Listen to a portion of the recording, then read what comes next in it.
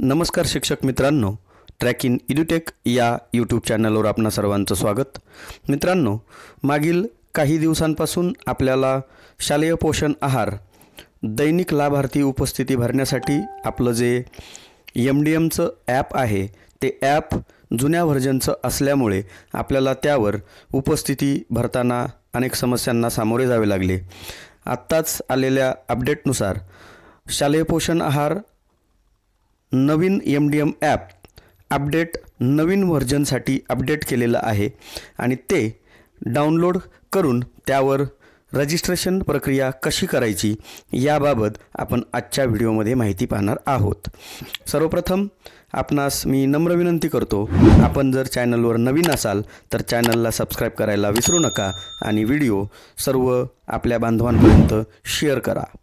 सर्वप्रथम आपण आपल्या मोबाईलचं क्रोम किंवा कोणतंही एक ब्राउझर ओपन करून घेणार आहोत। ज्या ब्राउझरवरून आपण काम करत असाल ते ब्राउझर आपण ओपन करून घेणार आहोत आणि इथे education.maharashtra.gov.in यावर सर्च करणार आहोत। सर्च केल्यानंतर आपल्याला येणारी जी पहिली जी वेबसाईट आहे तिला आपल्याला क्लिक करून घ्यायचं आहे। क्लिक केल्यानंतर आपल्याला अशा प्रकारचा एक डॅशबोर्ड या ठिकाणी आलेला दिसेल, ज्यामध्ये आपण सरळ स्कूल पोर्टल, स्टाफ पोर्टल अशा विविध पोर्टल आपण नेहमीच लॉग इन करत असतो। यामध्ये सर्वप्रथम सगळ्यात खाली इथे PM पोषण नावाचा जो टॅब आहे त्यावर आपल्याला क्लिक करायचं आहे। यापूर्वी इथे MDM असं येत होतं, परंतु ते अपडेट होऊन आता PM पोषण असं येत आहे। तर या PM पोषणला आपल्याला क्लिक करून घ्यायचं आहे। क्लिक केल्यानंतर आपणासमोर असा एक इंटरफेस आलेला दिसेल आणि नेहमीप्रमाणे आपण जर वेबसाईटला लॉग इन करायचं असेल तर इथे लॉग इन आणि आपला पासवर्ड कॅप्चा टाकून आपण लॉग इन करून आत्ता वेबसाईटवरून माहिती भरत होतो। आता ॲप डाउनलोड कसं करायचं तर इकडे या ठिकाणी ह्या जे पिवळ्या रंगाच्या खाली एक पट्टी फिरत आहे, बॅकडेटेड एंट्रीची सुविधासुद्धा 24 एप्रिलपर्यंत आपल्याला दिलेली आहे आणि ती कशी भरायची या संदर्भातला व्हिडिओसुद्धा आपल्या चॅनलवर अपलोड केलेला आहे। तर याच्याच वरती इथे डाउनलोड नावाचा जो टॅब आहे, या डाउनलोड नावाच्या टॅबला आपण क्लिक केलं तर आपल्याला एक यूजर मॅन्युअल आणि डाउनलोड PM पोषण ॲप असे दोन टॅब आपल्याला दिसत आहेत। त्यातील 2 नंबरचा जो ऑप्शन आहे डाउनलोड PM पोषण ॲप, याला आपल्याला क्लिक करायचं आहे।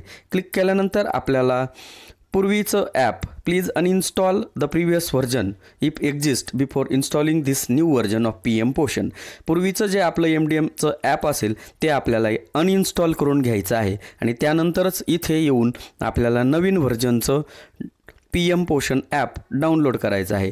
याला ओके करायचं आहे। ओके केल्यानंतर आपल्याला या PM पोषणची APK फाईल डाउनलोड करण्यासाठी विचारणार आहे। इथे डाउनलोड या बटनाला आपल्याला क्लिक करायचं आहे। डाउनलोड या बटनाला क्लिक केल्यानंतर आपली फाईल डाउनलोडेड असं दिसेल, याला ओपन करायचं आहे। ओपन केल्यानंतर आपल्याला do you want to install this app याला इन्स्टॉल म्हणायचं आहे। इन्स्टॉल केल्यानंतर ते ॲप आपल्याला इन्स्टॉलसाठी जाणार आहे आणि ॲप इन्स्टॉल असा मेसेज येणार आहे आणि याला आपल्याला ओपन करून घ्यायचं आहे।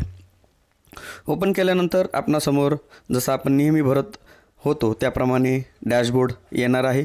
इथे आपल्याला सुरुवातीला आपल्या शाळेचा UDIS नंबर टाकून घ्यायचा आहे आणि आपला रजिस्टर्ड मोबाईल नंबरने आपल्याला या ठिकाणी लॉग इन करायचं आहे।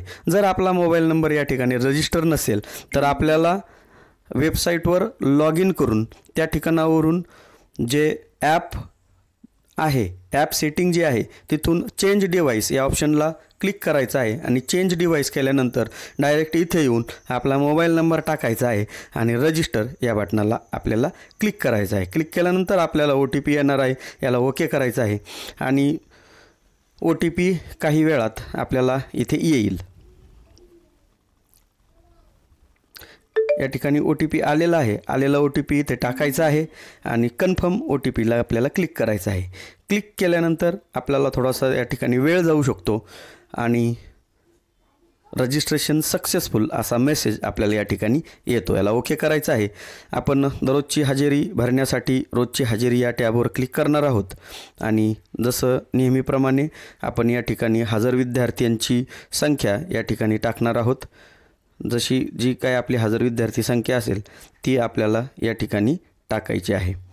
तर याप्रमाणे जर समजा एखाद्या ठिकाणी असा एरर येत असेल तर आपली जी एनरोलमेंट नावाची जी टॅब आहे वेबसाईटवर, त्या ठिकाणी जर आपलं पटामध्ये काही चेंजेस असतील तर ते चेंजेस या ठिकाणी झाले असतील आणि ते BO लॉगिनवरून अप्रूव्ह झाले नसतील तर आपल्याला असा अलर्ट या ठिकाणी येत असतो, किंवा आपण त्या संख्येपेक्षा जर जादा आकडा टाकला तर तोही इथे आपल्याला शो करतो.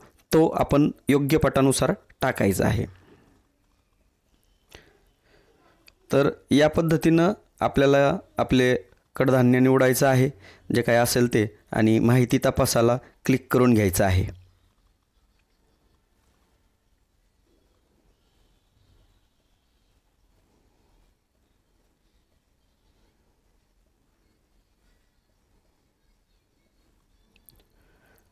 हजर विद्यार्थी टाकून झाल्यानंतर आहार लाभार्थी विद्यार्थी टाकायचे आहेत.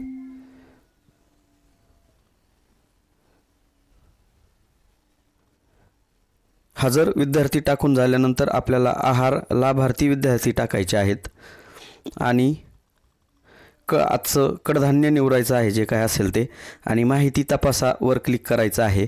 पूर्ण माहिती भरून झाली आहे याची पडताळणी करण्यासाठी ओके करायचं आहे.